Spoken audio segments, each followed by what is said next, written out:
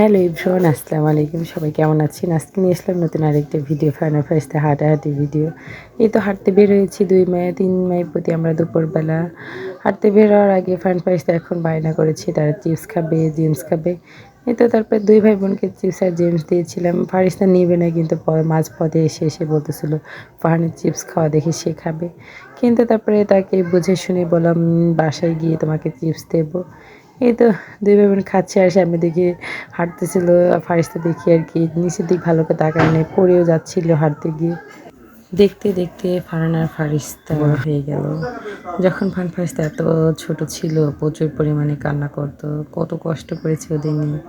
দিন নাই রাত নাই ঘুম ছিল না আমার চোখে। আমি তো ঘুমাইতেই পারতাম না ওদের জন্য। 2টা বাচ্চা যার হয় সেই জানে কত পরিমাণে কষ্ট। আর খালি বলতাম যে কবে এরা বড় হবে, একটু হাঁটা শিখবে, ওদের মতন একটু ঘুরে বেড়াবে। এই তো এখন বড় হয়ে গেছে অনেকটাই, মাশাআল্লাহ। ফারিস্তা এখন একা একাই যেখানে যায় হেঁটেই যায়, মাঝে মাঝে একটু কোলে চড়তে যায়।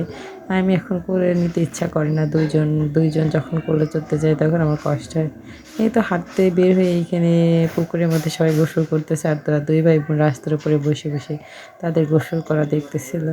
এই তো 2 ভাই বোন কিছুক্ষণ ওখানে বসে থাকার পরে তারপরে আমরা আবার ওই পাশ দিয়ে আর কি হাঁটতে হাঁটতে যাচ্ছিলাম। আজকে অন্য কোনো জায়গা দিয়ে হাঁটাহাঁটি করতেছিলাম। ওইদিকে ফারিস্তা হাঁটতে গিয়ে তাকে মনে হয় পায়ে ব্যথা পেয়েছে, সে আর কি আমাকে দেখাচ্ছিল আম্মু এখানে কেটে গিয়েছে।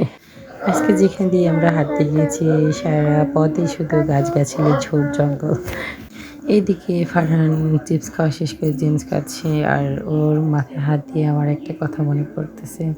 যখন বাসায় থাকি তখন কত পরিমাণে দুষ্টুমি করে আর কত পরিমাণে আমি মায়ের দিই রাগের মাথায়। আর হাঁটতে বের হলে একটু দুষ্টুমি কমই করে, কান্নাকাটি কমই করে। ওইদিকে সে কী খেয়েছে সেটা আমাকে দেখাচ্ছিল আর কি, নাই তাই শেষ হয়ে গেছে তাই দেখাচ্ছে। মাঝে মাঝে সত্যি অনেক কষ্ট লাগে যখন ওদেরকে মার দিই। মার দেওয়ার পরে তো বুঝি, মার দেওয়ার সময় তো বুঝি না যে রাগের মাথায় কেন মার দিচ্ছে, মার পরে বুঝি যে কেন মার দিলাম। আসলে মা তো, মায়েদের কষ্ট একটু লাগেই। সন্তানের জন্য সত্যি অন্যরকম একটা মায়া, যে মায়াটা আর কারোর জন্য কাজ করে না।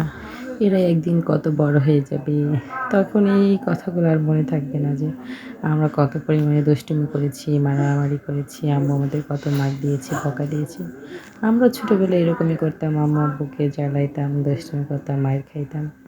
এখন আর সেই, এখন বুঝি কিন্তু এতদিন বুঝিনি। এখন সন্তান হয়েছি, এখন বুঝি মা বাবার কষ্টটা কত পরিমাণে হয়েছিল আমাদের জন্য।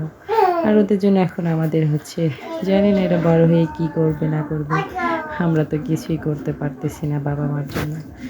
এইদিকে 2 ভাই বোন অনেকক্ষণ হাঁটাহাঁটি করেছে, এই জন্য তাদের পাওটা লেগে গিয়েছিল। এখন কোলে চড়ার জন্য 2 ভাই বোন বায়না করতেছিল। এদিকে আমার পাওটাও ব্যথা করতেছিল, তাই বলতেছিলাম তাহলে তোমরা আমার 2 ভাই বোন আমার কোলে করো, আমারও তো পাও ব্যথা করতেছে। তারা 2 ভাই বোন এই কথা শুনে আমার জামা 2 ভাই বোন আর কি টেনে হেঁচড়ে নিয়ে যাচ্ছিল।